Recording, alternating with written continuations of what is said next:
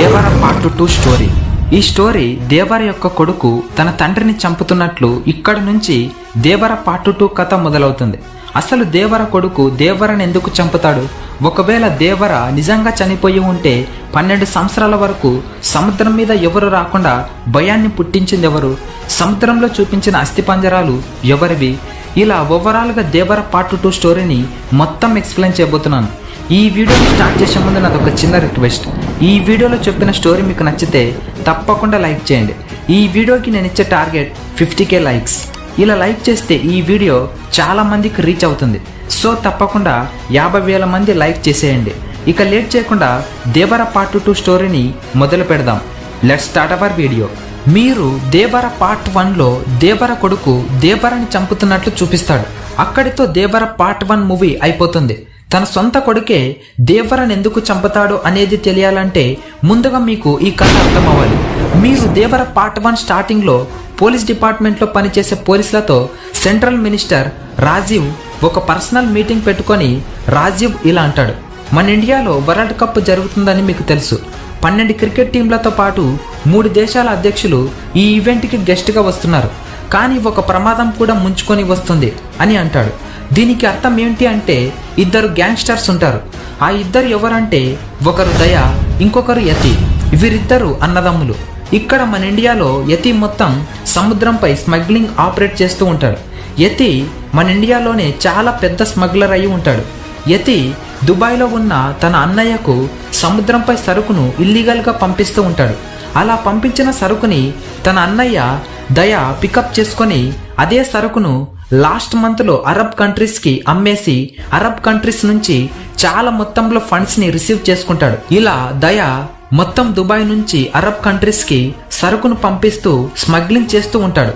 ఇక మన ఇండియాలో తన తమ్ముడైన యతి తన స్మగ్లింగ్తో ఇండియాని మొత్తం ఆపరేట్ చేస్తూ ఉంటాడు. ఇక మురుగా విషయానికి వస్తే యతి కింద పనిచేసే వ్యక్తి మాత్రమే. మురుగా లాంటి వ్యక్తులు యతి కింద చాలా మంది ఉంటారు. ఇక్కడ దేవర మరియు బైరా 2 దొంగిలించి తెచ్చిన సరుకును మురుగాకి అమ్మి డబ్బులను ఇప్పించుకుంటూ ఉంటారు. అలా కొన్ని సంవత్సరాల తరబడి బైరా మరియు దేవర 2 స్నేహితులుగా కలిసి దొంగతనం చేసి ఆ సరుకును మురుగాకి అప్పజొప్పి కొంత డబ్బును తీసుకుంటూ వచ్చేవాళ్ళు. కానీ ఒకరోజు దేవర మురుగాకి ఇలా అడుగుతాడు, ఆ కంటైనర్లలో అసలు ఏముంది అని. అప్పుడు మురుగాకి బాగా సపోర్ట్ చేస్తూ ఉన్న డిఎస్పి తులసి ఇలా అంటాడు, మీలాంటి ఆయుధాలు ఉంటాయి, కానీ మీ ఆయుధాల కంటే కొంచెం అడ్వాన్స్ టెక్నాలజీతో ఉంటాయని అంటాడు. అప్పుడు ఇక్కడ మనం ఇలా అర్థం చేసుకోవచ్చు, ఆ కంటైనర్స్లలో పెద్ద పెద్ద గన్నులు, బాంబులు, మారణ ఆయుధాలు మొదలైన అతి విలువైన వస్తువులు కూడా ఉన్నాయని అర్థమవుతుంది. ఇలా దేవరతో కొన్న మురుగా యతికి ఆ సరుకులను పంపిస్తాడు. అదే సరుకును మళ్ళీ మన ఇండియాలో ఉన్న పెద్ద పెద్ద గూండాలకు, దోపిడీ చేసుకునే వ్యక్తులకు ఆ మారణ ఆయుధాలను సప్లై చేస్తూ ఉంటాడు. ఇక్కడ మీకు ఒకటి డౌట్ రావచ్చు, ఇలాంటి మారణ ఆయుధాలు ఎక్కడి నుంచి వస్తాయి అని. దుబాయ్లో ఉన్న దయ తన తమ్ముడికి దుబాయ్ నుంచి ఇండియాకు ఇలా మారణ ఆయుధాలు ఫలానా షిప్లో వస్తున్నాయని, అందులో నేవీ సోల్జర్స్ ఇంతమంది ఉన్నారని ఫుల్ డీటెయిల్స్ చెప్తాడు. అప్పుడు యతి కింద ఉన్న మురుగా కంటైనర్స్ నంబర్తో సహా దేవరికి పంపించి తీసుకురమ్మని పంపిస్తూ ఉంటాడు. ఇదే మనం మొత్తం పార్ట్ 1లో చూసే ఉంటాం. ఒక్కసారి మీరు దేవర పార్ట్ 1లో ఫ్లాష్ బ్యాక్లోకి రండి. ఇక్కడ దేవరతో కలిసి పనిచేస్తున్న ఒక వ్యక్తి చనిపోయి ఉంటాడు. ఆ వ్యక్తి యొక్క భార్య, ఒక కొడుకు ఉన్నాడని మూవీలో చూపిస్తారు.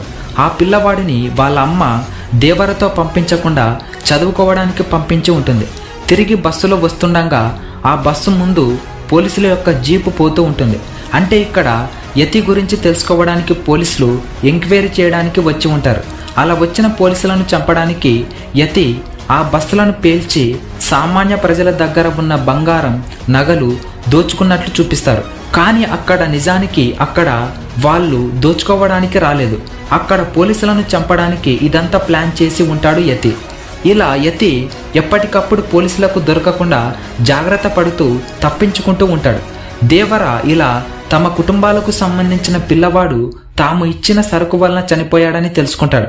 ఇక అప్పట్నుంచి మురుగాతో ఆ పనిని ఆపేసి భయం అంటే ఏమిటో మురుగాకి, బైరాకి చూపిస్తాడు. ఇలా కొన్ని సంవత్సరాల వరకు సముద్రం మీద స్మగ్లింగ్ పనులు ఆగిపోతాయి. ఎందుకంటే దేవర చనిపోయే ముందు ఎవరికి కానరాని భయాన్ని అవుతా అంటూ ఎవరికి కనిపించకుండా పోతాడు. ఎవరైనా ఎర్ర సముద్రం మీద స్మగ్లింగ్ కోసం దిగితే వారిని దారుణంగా భయపెట్టేవాడు దేవర. ఇక్కడ ఇంకా నిజానికి దేవర తన కొడుకు చేతిలో అస్సలు చనిపోయి ఉండడు. ఎలా అని మీకు డౌట్ రావచ్చు. ఇక్కడ దేవర బాడీలో బుల్లెట్ ఉంటుంది. అందువలన దేవర తన బాడీలో ఉన్న బుల్లెట్ని తీయమని తన కొడుకుతో అంటాడు. అప్పుడు కొడుకు దేవర బాడీలో ఉన్న బుల్లెట్ తీయడానికి కత్తిని తన శరీరంలో పొడుస్తాడు. ఆ తర్వాత ఆ బుల్లెట్ని తీస్తారు. ఆ తర్వాత దేవర తన కొడుకుతో ఇలా అంటాడు, నేను నీకు కొన్ని సంవత్సరాల వరకు కనిపించను, నేను ఎవరికి కానరాని భయాన్ని కావాలి అని అంటాడు. అప్పుడు కొడుకు ఎలా నాన్న అని అంటాడు. అప్పుడు దేవర ఇలా అంటాడు, నువ్వే నన్ను చంపినట్లు సింగప్ప దగ్గరికి వెళ్ళి చెప్పు, కానీ నేను ఇంకా బతికే ఉన్నానన్న విషయం అందరికీ తెలియాలి, అది కూడా సముద్రం మీద కాపలుగా ఉన్నానని తెలియాలి. ఇక అలా చెప్పి అక్కడి నుంచి దేవర వెళ్ళిపోతాడు. అక్కడ నుంచి దేవర ఎందుకు వెళ్ళిపోతాడంటే మురుగా ఆ సరుకును ఎవరికి పంపిస్తున్నాడో తెలుసుకోవడానికి వెళ్తాడు. తర్వాత దేవర ఆ సరుకు యతికి పంపిస్తున్నట్లు తెలుసుకుంటాడు. అలా తెలుసుకున్న దేవర యతిని చంపాలని టార్గెట్ చేస్తాడు. ఒకరోజు యతి మరియు తన మనుషులతో ఎర్ర సముద్రం మీదుగా ఒక పెద్ద షిప్లో 1000 కోట్ల మారణ ఆయుధాలతో సరుకును ఎక్స్పోర్ట్ చేస్తూ ఉంటాడు. ఇది తెలుసుకున్న దేవర యతి షిప్ సముద్రం మధ్యలోకి రాగానే దేవర యతితో చాలా దారుణంగా ఫైట్ చేస్తాడు. అలా ఫైట్ చేసేటప్పుడు దేవర యతితో ఇలా అంటాడు, దయచేసి ఇలాంటి పనులను ఆపేయండిరా అని అంటాడు. కానీ అది ఎందుకు ఆపాలి అంటూ దేవరని చంపడానికి వెళ్తాడు. అప్పుడు దేవర యతిని సముద్రంలో తోసేసి ఫైట్ చేయడానికి వెళ్తాడు. అప్పుడు యతి మనుషులు సముద్రంలోకి దూకి దేవరతో ఫైట్ చేయడానికి వెళ్తారు. అప్పుడు దేవర యతి మనుషులను చాలా దారుణంగా సముద్రం లోపల చంపేసి శవాలన్నీ సముద్రంలో వేలాడదీసి ఉంటాడు. ఇక ఆ తర్వాత యతిని చాలా దారుణంగా చంపేసి యతి శవాన్ని కూడా సముద్రం లోపల వేలాడదీస్తాడు. కొన్ని నెలల తర్వాత అలా వేలాడదీసిన శవాలన్నీ అస్థి పంజరాలుగా మారిపోతాయి. దేవర పార్ట్ 1లో చూపించిన అస్థి పంజరాలు ఇవే అవి. ఈ అస్థి పంజరాలను చూస్తేనే మనకు అర్థమైపోతుంది దేవర ఎంత దారుణంగా ఫైట్ చేసి ఉంటాడో అని. ఇక యతి చనిపోయాడని తర్వాత తన అన్నకి దయకు తెలుస్తుంది. తన తమ్ముడు యతి చనిపోయాడని. ఇక దుబాయ్లో ఉన్న దయ మన ఇండియాకు తిరిగి తన తమ్ముడిని యతిని ఎవరు చంపారో తెలుసుకోవడానికి వస్తాడు. తర్వాత దయకి దేవర చంపాడని తెలుస్తుంది. దేవరని చంపాలని దయ ప్లాన్ చేస్తూ ఉంటాడు. కానీ అక్కడ ప్రజలందరూ దేవర కనిపించకుండా సముద్రం మీద తిరుగుతూ ఉన్నాడని చెప్తారు.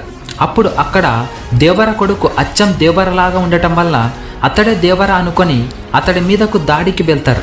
అప్పుడు కూడా దేవర యొక్క కొడుకు సేమ్ అదే డ్రామాని ప్లే చేస్తాడు. దేవర పార్ట్ 1లో ఏ విధంగా అయితే సైఫ్ అలీ ఖాన్తో డ్రామా ప్లే చేస్తాడో సేమ్ అదే విధంగా పార్ట్ 2లో కూడా దయతో అదే డ్రామాని ప్లే చేస్తాడు. కానీ దయ నమ్మడు.